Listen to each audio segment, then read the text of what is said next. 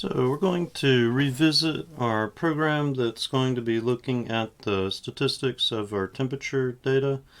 And with our class, we have everything separated out into modules. So let's work on a few of these modules. Let's work on our stats module so that we don't have to keep typing in the data every single time.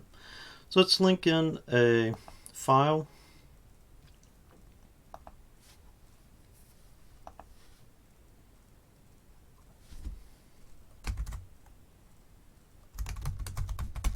I'm just going to call it input.txt.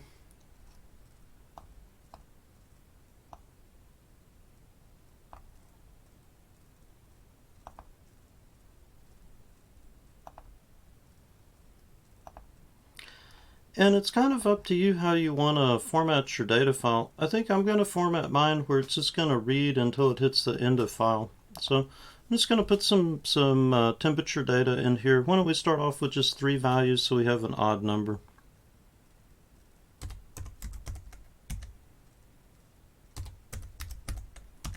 And then let's do,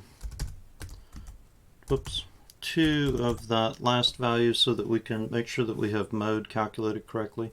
Anytime you're working with data files, I would always just make sure that you have a blank line at the end, just to make for sure that you're not going to hit end of file right at that last input. And let's save it. And let's go back into main and make sure that we get this opened up. So since we're going to be reading from a file, we need fstream included. And then we just have the single default constructor, so we can open everything in our default constructor, read everything in our default constructor, and close it all in our default constructor. So I for input, F for file, and then stream. Let's just call it fn. And doing the input output later to ask the user a file name, that would be a detail. So for right now, let's just do input.txt. We can always get more sophisticated later as we go. We have our for loop here. So instead of our for loop, why don't we go ahead and just change this into a while loop.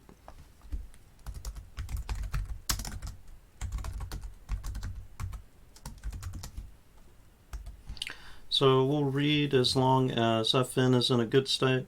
And you can actually read in the while, but I think sometimes it looks a little confusing when you're starting to program. So let's just read in the body of the while. So we don't need to put the enter the value anymore. And we'll use fn to read it in, and then we'll push it on. Now this is going to wind up potentially reading, causing an end of file, and then pushing that data on. But let's run it and see what we get. Whoops, just a typo there. Yeah, sure enough, we're getting that extra value. So let me show you the input file and then the output. So we got the 78.5, 75.5, the 75.5, and then the 75.5 again. So the way we've structured this while loop, we're hitting an error here. We're driving fn into a fail state and an end of file state when we try to read that last data point, and then we're pushing it onto fn. So there's a couple of ways we can fix this. We could put an if statement and do if fn.good and then do the pushback inside the if statement. Or what we could do is we could read it once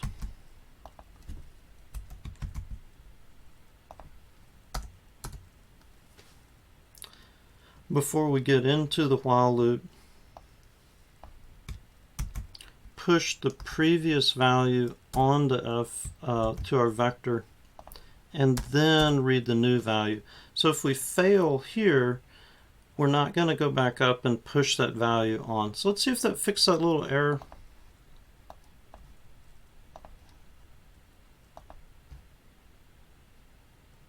And sure enough, now we're just getting our 3 values. So that looks great. Let's check that our sort is still working. Our sort's working great. Okay. So now that we've handled the input and output, we don't need to make any changes to print v. It was independent. Let's go down, and sort is working independently. So let's go down to stats. So stats is the one that's going to set everything up so that we can return a mean, return a median, and return a mode. Mean is by far the easiest one, so I'm always an advocate of do the easiest thing first when you're doing programming. So, oops, this is in the way. So let's take a look at a flowchart to do median, and let's think about 2 different sets of data. So one set of data would be where we have an odd number. So if our data were 1, 2, and 3, then we'd sort it in ascending order, and then the median would be the middle value, which would be 2. But we could also have an even number of data points, so we could have 1, 2, 3, 4, in which case we'd want to average the 2 middle values to get the median. So let's start off with our simplest case first and just see if we can grab that middle value. And then later we can incorporate this structure. So to do this, we've got median, which we've already gotten declared. That was back up in our class as a private. We'll do median is equal to v. V is our vector. And then we're going to read an element out of our vector. So we're going to use the square brackets. And then we're going to do size. V dot size. Open close parentheses. So we're going to get the size of our v. So for our example of 3, then it would return the number 3. We want this middle value though. So we're going to do minus 1. So that would give us 2.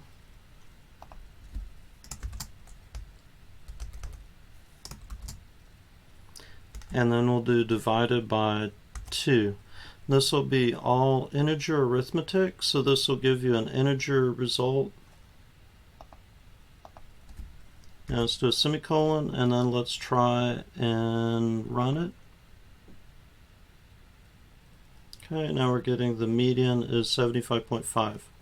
So it looks like it's working. Let's add a couple more values, but let's keep it odd just to make for sure that it's working.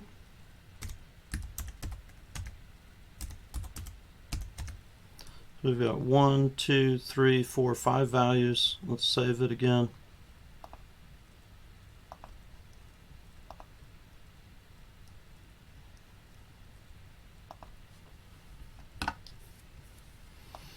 Read in our 5 values. Our median should be the 75.5, and we're still getting the 75.5. So it looks like that first function is working. Okay, so now let's build in this case. So we've got this case already built that the median is in the middle, but now we need this if test to test whether the size is odd or even. So it's kind of a strange way that we're going to do this. We're going to actually use the modulus operator. So we're going to do v.size. That's going to return the size. And we'll use the modulus operator that just looks like a percent symbol. And then we'll do modulus 2. And I'll put some outer quotes around this. And then we'll check to see if that's equal to 1. So if the remainder is 1, if that's true, then it should be an odd number. So let's just copy our function that we just did and place it inside the true part of the if, and then let's run it again and check it, make sure it's working. It looks like it's still calculating median, so it looks like that's working okay. Now let's see if we can build the other portion of it. So if it's even, we need to grab the 2 values on either side.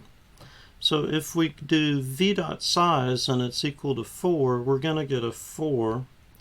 This first value is an offset of 0, and then we've got 1, 2, and then 3. So if we get that value of 4, we want to look at the values on either side of that. So we'll do median is equal to v of, in the square brackets, open parentheses, v dot size, again, open close parentheses, minus 1 because it's starting from 0 just like we did up here, divided by 2. So that should truncate it. So let's check if we have 4 data points. We'll get the number 4 returned. Subtract 1 from it, we'll get a 3. Divide 3 by 2, we'll get a 1.5. Integer arithmetic will throw away the 0.5. We'll just get the 1.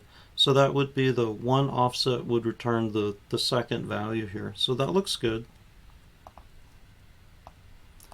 Now let's do plus.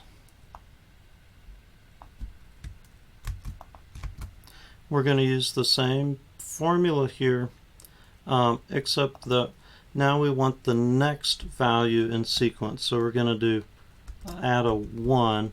So with the order of operations, it's going to divide by the 2 first, and then once it gets that result, then it'll add the 1 to it. So that'll add our 2 values together. Now let's just put parentheses around this whole thing, and then divide by, in this case we want to do divide by 2.0 because our median is going to be a float or a double. So we don't want to accidentally get integer arithmetic going on in here. It should convert everything because v is a float or a double, but just to be on the safe side. So let's run it again. Make sure it's still working. And then now let's make it be even. So let's take one of these values out. So now we just have 4 values. Let's change this one just a little bit just so we can make for sure that it's working okay. We'll save. We'll go back here and run it again. Okay, so it should be in between now 74.5 and 75.5. So let's try that on our calculator. So 74.5 plus 75.5 equals, we get the 150 divided by 2. Sure enough, we get the 75. So it looks like our median function is working either way, whether we have odd or even. So we got that part done. So notice how when we're going through this, we're trying to divide it up into small pieces and then conquer it one at a time. We're not trying to get the whole thing going all at one shot. We're trying to keep the little pieces as independent as we can make them so that as we change one thing, it's not going and affecting another thing. Now let's go down here and look at the mean. So with the mean, we could use a for loop, and then we could use the for loop to just sum up the vector. And then once the for loop test is false, then we can say that the mean is equal to the mean divided by the size of the vector. So let's see if we can get that portion programmed. So this would still be in run stats, but this would be a little bit further down. Let's make sure that we comment out that this is the portion to calculate the median.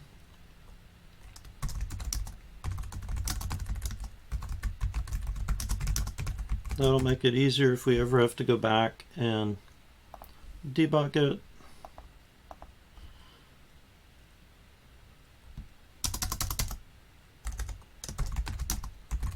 And then we'll say this one will calculate the mean.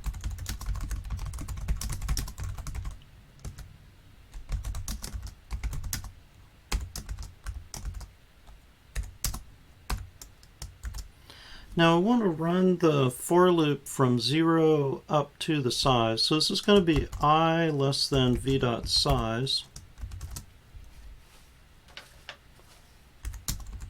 And then with the I++, that'll mean it'll increment every time that we go through. Before we start this, we either need to create a temporary variable or we need to blank out the mean to 0 so that we can use it to accumulate these values. And you could use either one. Either one's fine. I'm just going to go ahead and set the mean to 0 here. And then inside the body of the for loop, we'll do mean is equal to mean plus v, and we'll use those square brackets, and then we'll put the I. So I will start off and give us the 0 offset, which will be the first value, and it'll run all the way up to 1 less than the size, because we have our less than, not a less than, and equals. So that'll give us every single value in our vector. And then outside of a for loop, now we need to divide by the total number of values.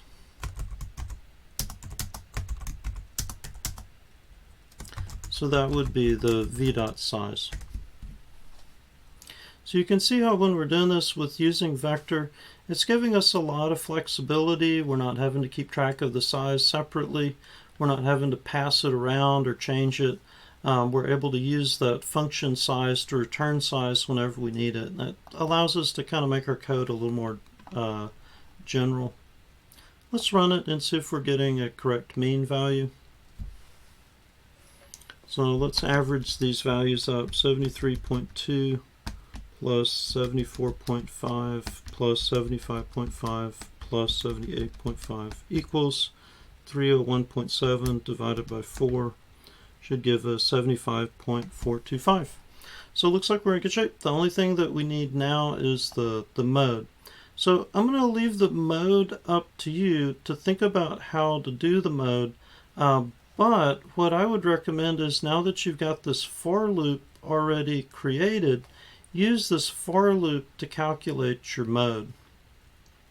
You'll need to create a couple of just temporary storage variables for the mode.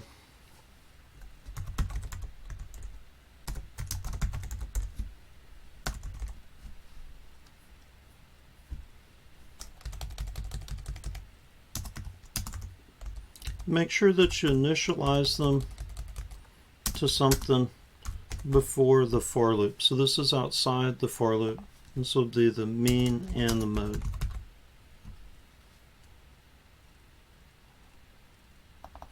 Let's set these as a double, and then we'll do an integer that'll be our counter. So what this is going to look like inside of here is you're going to need to check and see if the current value is equal to the temporary value.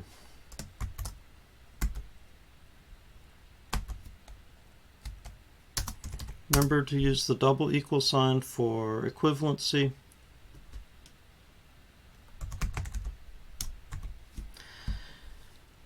Now the problem with this, one little downside of using the double equivalency, is when we're using floats and doubles, remember that sometimes the computer doesn't completely convert them over.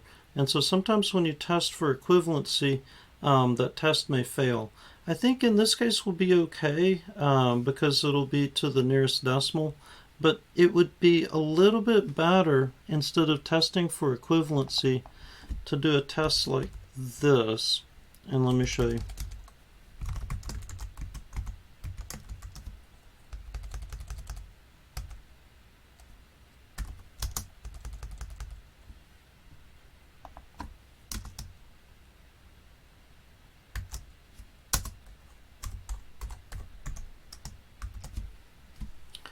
So check and see if the absolute value of the difference between those two is less than or equal to 1. Let's check and see if we get an error. Okay, it looks like we're okay. You might, for some IDEs, you might need to add CMath for the absolute value.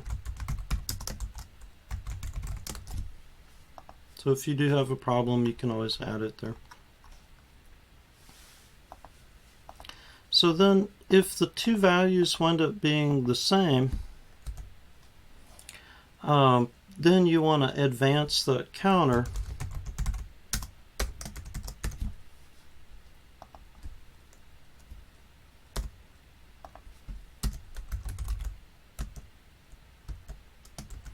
if the two values are not the same. You probably need another counter. We call this counter 1 and counter 2. And then you need to check and see if your counter 2 is bigger than your counter 1. And then if it is, then you'll want to store that value for I. So let me let you, the mode is a little bit tricky. Let me let you kind of think through that so you got a little bit of a challenge. If you get stuck, let me know. And then also don't forget that there's a lot of help sites online. This calculation of the mode is a fairly common calculation. You might see something a little bit different than what I have here, but the idea is going to be the same. You've got your sorted data, and then you're looking for when you have a deviation from the previous one, and then when you do have a deviation, you need to do one thing. When you don't have a deviation, you need to increment the counter, and then you need to always check and see whether the next one is greater than the previous one in the counter. So let me let you work on that, and then just let me know when you have problems, but just keep it inside your for loop for the mean. Okay. And from here, your program is in pretty good shape. Once you get the mode working, then check it with your data, and then make for sure that your mean, median, and mode are working. Again, take that set of data and load it up into Excel, and use the functions in Excel to double check. Thanks for watching.